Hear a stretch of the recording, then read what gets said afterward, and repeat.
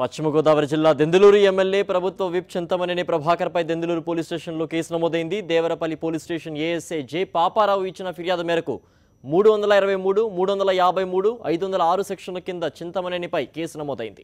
దేవరపల్లి అమరు మండలం సింగవరం కూడలి వద్ద జాతీయ రహదారిపై భారీ వాహనాల రాకపోకలను దేవరపల్లి పోలీసులు నియంత్రించారు. ఏఎస్ఐ జె పాపారావుతో పాటు మరో 2 పోలీసులు, 2 సిపిఓలు విధులు నిర్వర్తిస్తున్నారు. ఈ నేపథ్యంలోనే ఆదివారం రాత్రి వాహనాలను దారి మళ్లిస్తున్న క్రమంలో ఎమ్మెల్యే చింతమనేని తమను దుర్భాషలాడడంతో సిపిఓలపై దాడి చేశారని దేవరపల్లి ఏఎస్ఐ జె పాపారావు దెందులూరు పిఎస్లో ఫిర్యాదు చేశారు. దీంతో ఎమ్మెల్యే చింతమనేనిపై కేసు నమోదు చేసినట్లు దెందులూరు ఎస్ఐ కిషోర్ బాబు తెలిపారు.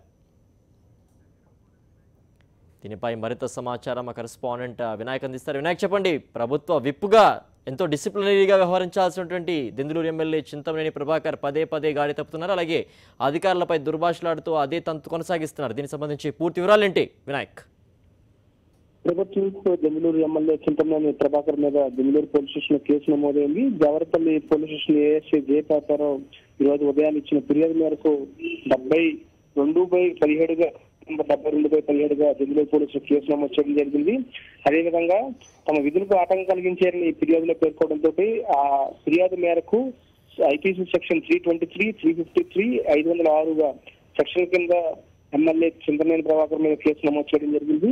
ఈ నిన్న రాత్రి సమయంలో అంటే దేవరపల్లిలో నిన్న రాత్రి అమ్మవారి జాతర జరుగుతున్న నేపథ్యంలో ఉన్నతాధికారుల ఆదేశాల మేరకు ఇక్కడ ఈ హైవే మీద జాతీయ రహదారి మీద గుంటుగొలని ప్రాంతంలో భారీ వాహనాలన్నింటినీ కూడా రావులపాలెం అదేవిధంగా రాజమండ్రి వైపు మళ్లిస్తున్నారు. అదే చిన్న వాహనాలు మాత్రమే దేవరపల్లి వైపు పంపిస్తున్నారు.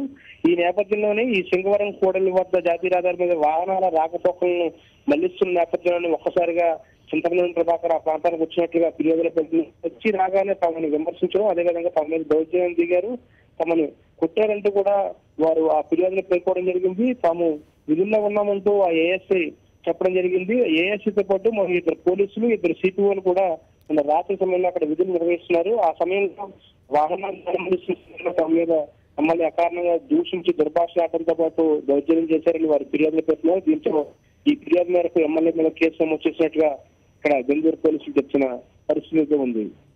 ఓకే వినాయక్.